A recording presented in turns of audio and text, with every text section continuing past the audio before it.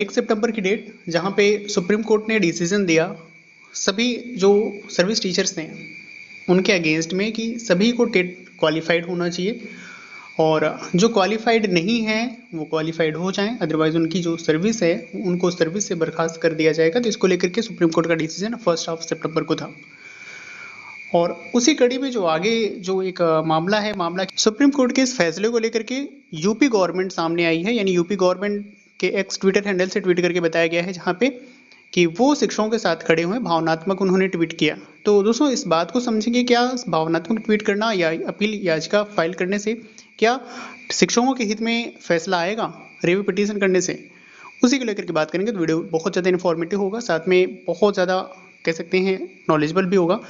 तो वीडियो को like share कीजिएगा, चैनल को सब्सक्राइब कीजिएगा और सभी टीचिंग रिलेटेड अपडेट आपको इस चैनल के माध्यम से आपको प्रोवाइड होंगे। साथ में दोस्तों एक रिक्वेस्ट है कि अगर आपका कोई सजेशन है, क्वेरी है, आप हमें गाइड कर सकते हैं, हम उस पर भी। तो दोस्तों आगे बढ़ते हुए उस ट्वीट में क्या कुछ जानकारी दी गई है उसको लेकर के बात करेंगे, साथ में क्या कुछ पॉसिबिलिटी है, क्या कुछ करना चाहिए गवर्नमेंट को जिससे सुप्रीम कोर्ट का जो डिसीजन है कहीं ना कहीं चेंज किया जा सकता है और शिक्षकों के हित में फैसला आ सकता है, उसको लेकर के बात करेंगे।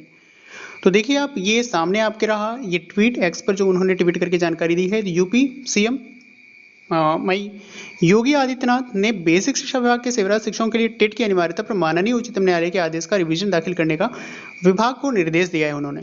और वहीं अगर बात करें तो उन्होंने शिक्षकों के लिए कहा है कि शिक्षक अनुभवी हैं, समय समय पर उनको प्रशिक्षण प्रदान किया जाता है, तो इससे उनकी योग्यता और सेवा वर्षों को नजरअंदाज नहीं किया जाएगा। उनके हित में फैसला, यानी उनके हित में फैसला लाने के लिए उन्होंने रिव्यू दाखिल करने का फैसला लिया है।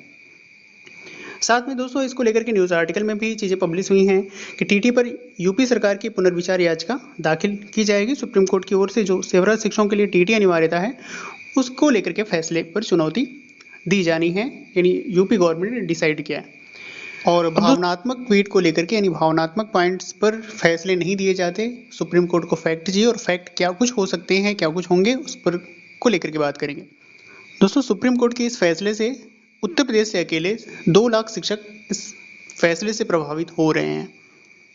तो सामने दोस्तों देखिए आप राजपत्र द गजट ऑफ इंडिया और 2009 के आरटी एक्ट में संशोधन किया गया था 2017 में, और वहाँ पे कुछ पॉइंट्स ऐड किए गए थे कि शिक्षकों की मिनिमम क्वालिफिकेशन क्या होगी, उसको लेकर के यहाँ पे बात किया गया था। तो यहाँ पे कुछ पॉइंट्स हैं उसको लेकर के समझते हैं और इसी को सुप्रीम कोर्ट ने बेस बनाया है अपने डिसीजन में। तो पहले पॉइंट में आप देख सकते हैं यहाँ पे जो आरटी एक्ट है, यानी जो संशोधन है 2017 का, इसको right of children to free and compulsory education act के नाम से जाना जाएगा। और ये इसके दूसरे पॉइंट में यहाँ पे मेंशन किया गया है, इसको 1 अप्रैल से लागू कर दिया जाएगा, 1 अप्रैल 2015 से।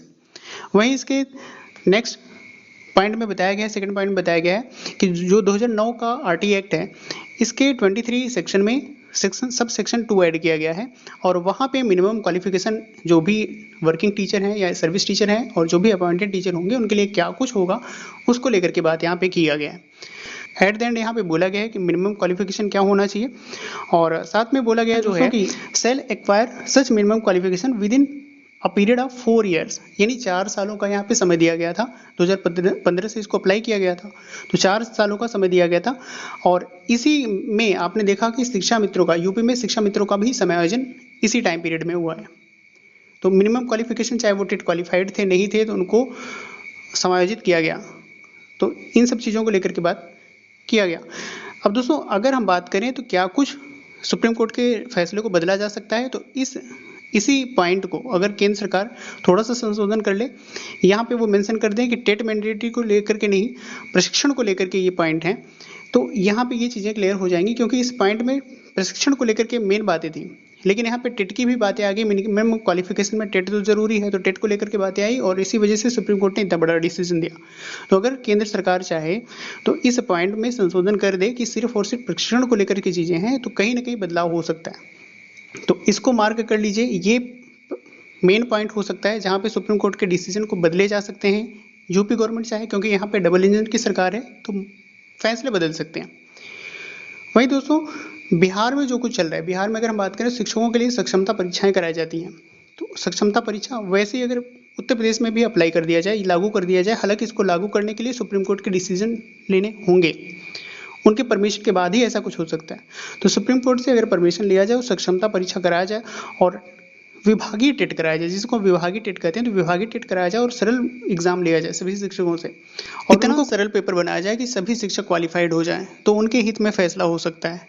तो दोस्तों ये दोनों पॉइंट्स हैं राजपत्र में जो 2017 में बदलाव हुआ था उसमें संशोधन किया जाए, और साथ में ऐसा सक्षमता परीक्षा को लेकर के सुप्रीम कोर्ट से परमिशन ले लिया जाए, तो सभी शिक्षकों के हित में फैसले लिए जा सकते हैं। टेट इतना सरल कर दिया जाए कि सभी शिक्षक क्वालिफाइड हो जाएं। तो ये कुछ था दोस्तों अपडेट, आई होप आपको समझ आया होगा। आपकी क्या प्रतिक्रिया है, आपका क्या सजेशन है, उसको आप प्लीज़ कमेंट में कीजिएगा, और ऐसे टीचिंग रिलेटेड अपडेट आपको मिलते रहेंगे। वीडियो को लाइक शेयर कीजिए।